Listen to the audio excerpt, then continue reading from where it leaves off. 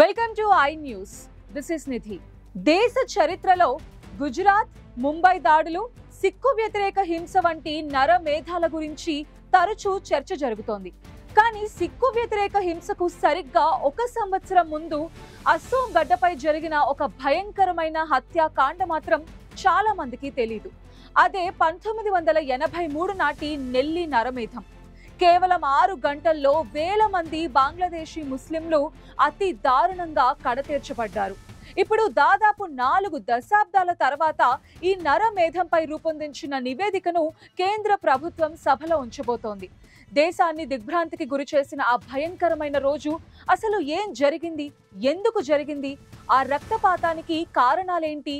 అస్సోం సుందరమైన కొండలు, సారవంతమైన భూములు, అపారమైన సహజ వనరులకు నిలయం. కానీ అస్సోం నిజమైన ప్రత్యేకత అక్కడ నివసించే వివిధ జాతుల ప్రజలు. ఆందోళనలు, వివాదాలు పెరిగే వరకు ఆ ఆహోం, బోడో, కర్బీ, ఖాసీ తెగల పక్కనే బంగ్లాదేశ్, బీహార్ నుంచి వలస వచ్చిన వారు కలిసి జీవించారు. తరతరాలుగా స్థిరపడిన ఈ వర్గాలు అస్సోం సంస్కృతిని, జీవన విధానాన్ని తమదానిగా మార్చుకున్నారు.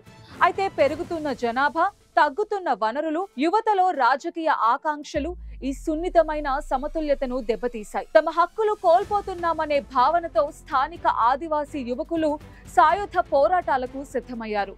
ఈ నేపథ్యంలోనే అక్రమ బంగ్లాదేశీయులను రాష్ట్రం నుండి తరిమేయాలనే డిమాండ్తో 1979 నుండి 1985 మధ్య అస్సోం ఉద్యమం ఉవ్వెత్తున ఎగిసిపడింది. ఈ ఉద్యమం ప్రధానంగా బాంగ్లా భాష మాట్లాడే ముస్లింలను లక్ష్యంగా చేసుకుంది. 1980ల నాటికి పరిస్థితి మరింత తీవ్రంగా మారింది. బంగ్లాదేశ్ సరిహద్దు ఆనుకుని ఉండటంతో అక్రమ చొరబాట్లు నిరంతరంగా కొనసాగాయి. ఇదే సమయంలో తివా, కర్బీ వంటి ఆదివాసీ తెగల మనస్సుల్లో ద్వేషం పెరిగేందుకు అనేక ఘటనలు కారణమయ్యాయి. బంగ్లాదేశీ ముస్లింలు తమ భూములను ఆక్రమించుకున్నారని, తమ పశువులను దొంగలించారని, అంతేకాక లాలం తెగకు చెందిన 4 యువతులను అపహరించి 6 పిల్లలను చంపారని ఆరోపణలు వెల్లువెత్తాయి. ఈ ఉద్రిక్త పరిస్థితుల్లోనే ఎన్నికలు జరిగాయి. ఆదివాసీలు ఎన్నికలను బహిష్కరించిన బాంగ్లా భాషీయులు మాత్రం ఉత్సాహంగా ఓటు వేశారు. దీంతో ఆగ్రహించిన స్థానిక ఆదివాసీ తెగలు ప్రతీకారం తీర్చుకోవడానికి సిద్ధమయ్యాయి. ఆ భయంకరమైన రోజు 1983 ఫిబ్రవరి 18.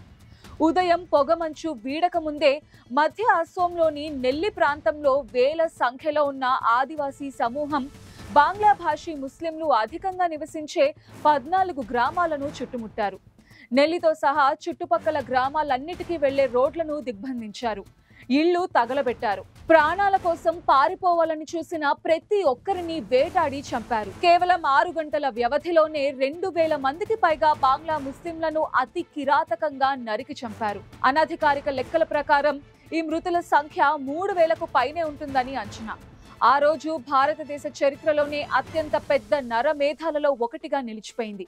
ఈ ఘోర కలిలో స్థానిక ప్రభుత్వ యంత్రాంగం, పోలీసుల పాత్రపై కూడా తీవ్ర ఆరోపణలు వచ్చాయి. నరమేధం సాయంత్రం సిఆర్పిఎఫ్ రంగంలోకి దిగటంతోనే ఆగిపోయింది. అయితే అంతకుముందు స్థానిక పోలీసులు ఘటనా స్థలానికి వచ్చిన సిఆర్పిఎఫ్ బెటాలియన్ను ఆపి ఇక్కడ ఎలాంటి హింస జరగలేదు, పొలాల్లో వ్యర్థాలు తగలబెట్టడం వల్ల వచ్చే పొగ మాత్రమే అని నమ్మించే ప్రయత్నం చేశారని, వారిని జాతీయ రహదారి వైపు మళ్లించారని మీడియా నివేదికలు తెలిపాయి. చివరికి ఒక మహిళ సిఆర్పిఎఫ్ ని ఆపి వారి గ్రామానికి తీసుకువెళ్లటంతోనే ఈ దారుణం వెలుగులోకి వచ్చింది. ఈ నరమేధంపై వందల కేసులను నమోదు చేశారు. మొత్తం 688 క్రిమినల్ కేసులు నమోదైనా వాటిలో 378 కేసులను ఆధారాలు లేవని మూసేశారు. చివరికి 310 కేసుల్లో అభియోగాలు మోపాల్సి ఉన్నప్పటికీ 1985లో కుదిరిన అస్సోం ఒప్పందం కారణంగా ఈ కేసులన్నీ వెనక్కి తీసుకోబడ్డాయి. దారుణం ఏమిటంటే ఇంతటి ఘోర నరమేధానికి సంబంధించి ఒక్క వ్యక్తికి కూడా శిక్ష పడలేదు. ప్రస్తుతం ఈ నరమేధపు నివేదికను ప్రభుత్వం సభలో ఉంచడం చరిత్రలో కప్పి ఉంచబడిన ఆ చీకటి రోజుని మరోసారి గుర్తు చేస్తోంది.